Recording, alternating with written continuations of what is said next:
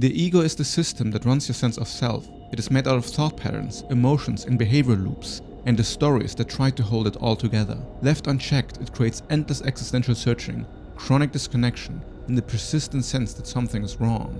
The goal of my videos is clarity, to see your identity and its contradictions for what they are, named precisely, to finally understand what it is that we're all running away from. I remember being told that life is a gift and that I am fortunate to be living my life. And what I felt couldn't be further from the truth. I didn't ask to be born. I don't want to be here. How are you come to tell me that you have given me the gift of life if I never wanted to be here in the first place? I was actually quite offended at this notion that all this pain and all the suffering was supposed to be something great. And this already started at like 12 years old, where I became philosophically obsessed about this notion of life as something precious that is given instead of a burden that is now laid upon you. And here the existential question starts, because who has given the gift of life then? It's easy to blame your parents, but it's not like your parents chose to be alive. And it's not that even if your parents didn't give you your life, that you wouldn't exist at all. There's a good philosophical argument to be made that as long as people keep procreating, there will be a world out there. And more so, even if no humans procreate ever, then doesn't kind of the nature of existence imply that existence will always keep existing no matter what we do? What you have to do in order to become kind of, in closer contact to this conundrum is to accept that even if this, supposed gift wasn't something that you wanted to receive, it is now yours. And it is kind of your responsibility. And the fact that this happened without your consent isn't actually that relevant.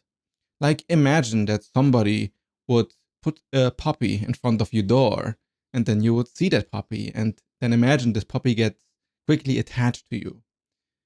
Do you have to keep it, or can you just bring it away or give it away? Now, let's say you can't give it away. There's no other option for you to either keep it or to put it down. Now, depending on your circumstances, you can choose one way or the other, and that's what humans generally do. We choose our lives and further our own well-being, or we choose the other. Now, you can see that it doesn't really matter who gave you the gift in the first place. The fact is that the puppy is now in your own house and it needs to be cared for. So if you are now alive and you need to be cared for, why does it matter to you that it has been given without your consent, or that you are now having to take the burden of your life? Why is it a burden in the first place? You can see that if you frame it as a burden, then the entire story changes. When you could also make a beautiful story about, connecting to a little puppy that then becomes your lifelong companion and changes your view of the world.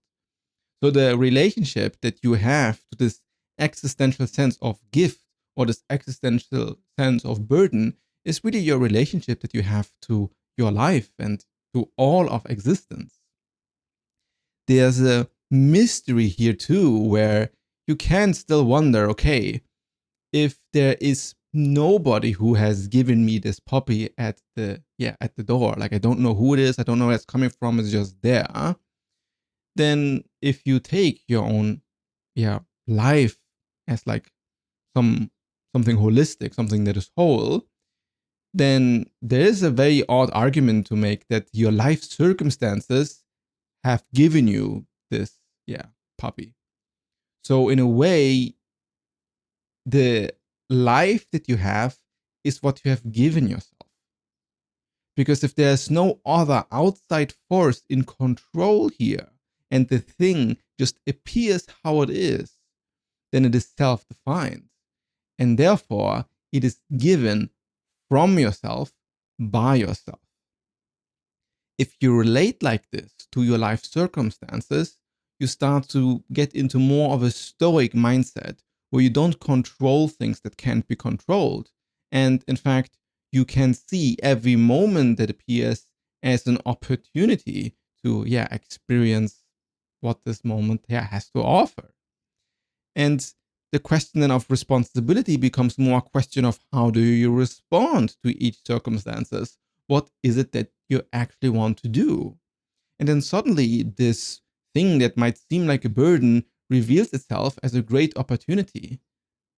In fact, it appears as the biggest opportunity you could possibly imagine. Like in the world that we're living right now, there's so much that you can do.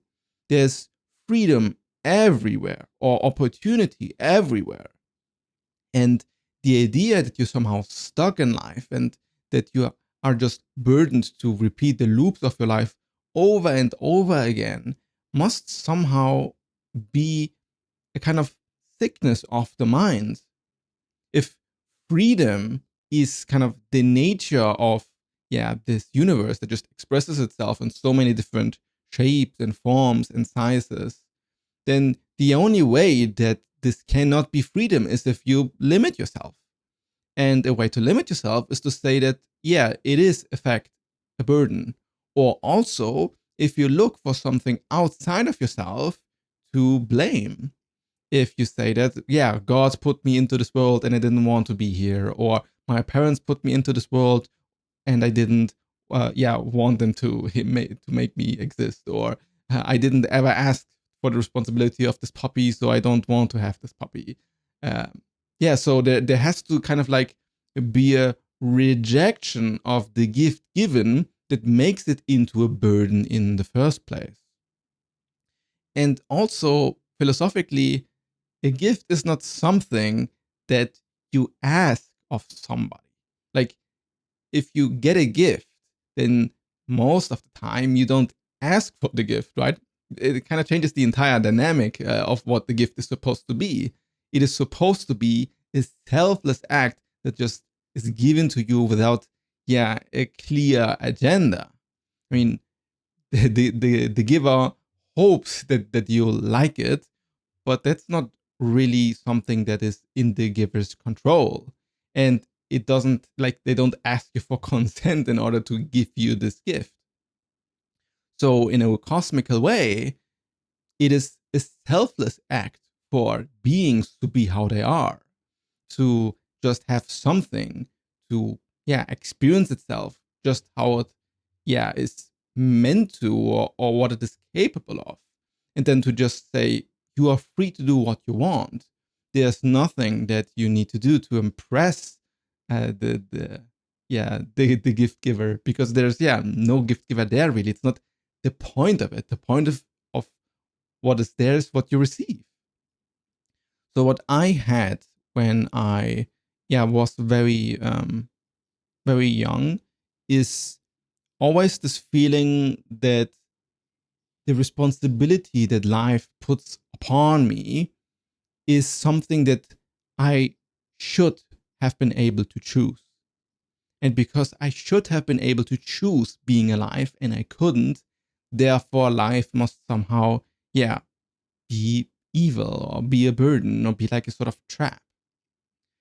And if you really think about what this means, it means that in order for anything to be able to exist, the thing that exists in the first place must kind of be able to look at itself before it is actually realized. So this means that you can't actually know what you want before you don't have it. And that's how everybody is seeking something in their own life and they think it will make them happy. And most of the time, they find out it doesn't actually make them happy. This is true for relationships, it's true for people's careers, it's true for money and businesses, and even kids or puppies to an extent, right? And some things you thought that you would really hate to receive suddenly is actually quite amazing. There is also sort of fantasy that happens that gives the feeling of burden when you kind of project work into the future. Like, if I were to think about all the videos that I have to create, all the ego audits that I have to do, all the projects that I have planned for the future of my work and how I can empower other people. And if I think about this in like 10 years into the future, or we could go more basic, like if I have to imagine every single time I need to exercise or eat, then it starts to kind of drag one down because you're not really in the present moment anymore. You start to incorporate future struggle or future work or future suffering into a moment where it doesn't belong. So you're not really giving yourself the opportunity to see it as freedom because you're already way ahead of the thing. So I thought about how long my life is going to be, and then wow, I'm still so young. How I'm going to make it to 50 years old if I'm now 15 and I feel like I've been alive forever and I hate it.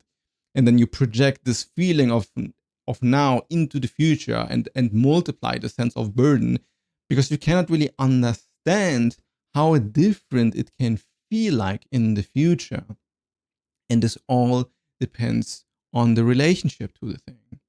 So then at some point, I had this epiphany that, yeah, of course, everything feels like a burden because, first of all, I'm looking for somebody responsible for this mess and I cannot find it. And secondly, I am framing everything like a burden because I have framed existence itself like a burden. If I need to feel that everything requires consent before it can be accepted, but things exist just within themselves. Like the stone hasn't asked to exist. The stars haven't asked to exist. Like if you require some sort of like cosmic consent for being, then in a way you prohibit love. You prohibit the nature of acceptance. If you need some like outsourced CEO to verify if acceptance is something acceptable and who gave the character the charge of the universe anyway, right? So this ability to skirt responsibility onto something else is something that always can be done. And from whoever has the responsibility now, they can also always ask, why am I the one at fault? Why do I have to like fix this now? Why do I have to review this? I didn't ask to be in this position, and then it just keeps going on. This is how humanity has skirted responsibility onto future generations since forever.